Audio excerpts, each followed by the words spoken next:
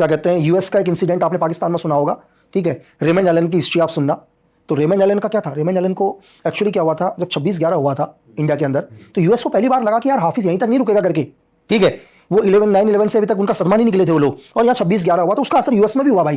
तो सीआईए ने पहली बार प्लान किया, सीआईए ने बोला कि हाफिज को क्या करो, ग्लोबल टेररिस्ट घोषित करो करके, और यूएस ने यूएन में उसको ग्लोबल टेररिस्ट के लिए मांग उठाई, और चाइना ने वीटो पावर का यूज किया और ग्लोबल टेररिस्ट घोषित होने से रोक दिया हाफिज को। लेकिन यहां भी नहीं रुका, सीआईए नहीं रुका, यहां सीआईए ने बोला कि हाफिज को मारना है भाई, ठीक है। तो उसके लिए उन्होंने अपना एक एजेंट, जो वहां पर पहले डेल्टा फोर्स के हुआ करते थे, उनको एक डिप्लोमेट पासपोर्ट पर एक नॉर्मली सीआईए के थ्रू पाक एम्बेसी में भेजा, ठीक है। और वहां कंटिन्यू लोग वॉच कर रहे थे हाफिज के ऊपर। और एलन को एक दिन पता चला कि यार हाफिज का एक प्रोग्राम यहां, और उसी दिन था डेट गिराने का। लेकिन जैसी एलन वहां से निकला, रेमंड एलन वहां से निकला, तो सीआईए को, सॉरी आईएसआई को पता चल गया कि हाफिज टारगेट है करके। तो आईएसआई ने अपने 2 एजेंट लगा दिए पीछे। मतलब स्पाइनोस की दुनिया पता है क्या भाई, स्पाइनोस की दुनिया वो है कि आपको लग रहा है कि आप अकेले हो, आपके पीछे 100 की लाइन होगी, दूसरे को नहीं पता, दूसरे के ऊपर, मतलब ये चैन कभी खत्म नहीं होती है, ध्यान रखना, ये चैन कंटिन्यू बढ़ती जाएगी, ठीक है। जैसे एक अर्थवर्म आता ना, उसको काट दो तब भी चलेगा वो, तो ये कभी खत्म नहीं होता। तो रेमंड एलन पहले हाफिज को मारता, इससे पहले वो नजदीक पहुंच गए भाई उसके, और दोनों रेमंड एलन को टारगेट करने लगे। वो तो ऑलरेडी एक भाई, मैंने कहा डेल्टा के वहां की इलाइट फोर्स का कमांडो रह चुका है, उसने पहले ही दोनों को शूट कर दिया।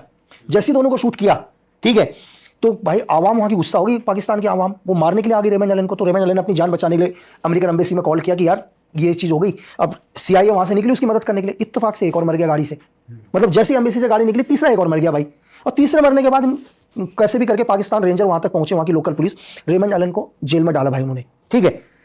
मतलब अमेरिका को भी कम से कम 3 महीने लगे अपने एजेंट को बाहर निकालने के लिए, और सीआईए ने अपने एजेंट को निकालने के लिए 21 लोगों की किलिंग करी है पाकिस्तान में, और सरिया लॉ निकालकर रेमंड एलन को लेकर गए।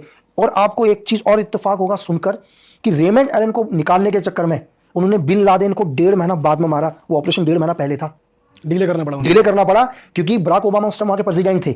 बराक ओबामा को पता था अगर हम इस टाइम बिन लादेन को पाकिस्तान में मारेंगे तो रेमंड एलन को पाकिस्तान में फांसी दे देगी पाकिस्तान गवर्नमेंट, क्योंकि इतना प्रेशर होगा पाकिस्तान के ऊपर। तो उन्होंने ये बोला कि नहीं भाई, पहले हम रेमंड एलन को निकालेंगे, उसके बाद क्या करेंगे, बिन लादेन को मारेंगे। तो एक एजेंसी ने, और अपने एजेंट को निकालने के लिए 21 आदमी को किलिंग, मतलब मैं किलिंग बोलूं क्या करूं, आज तक वो गायब है, मिले ही नहीं है कभी। तो आप स्पाइनोस का वर्ल्ड नहीं समझ सकते किस लेवल पर काम करते हैं। सर एक स्पाई की लाइफ, एक एजेंट की लाइफ इतनी ज़्यादा थ्रेटनिंग होती है, इतनी ज़्यादा रिस्की होती है, तो मैं जानना चाहता हूँ इनको रिक्रूट करने की क्राइटेरिया क्या होता है।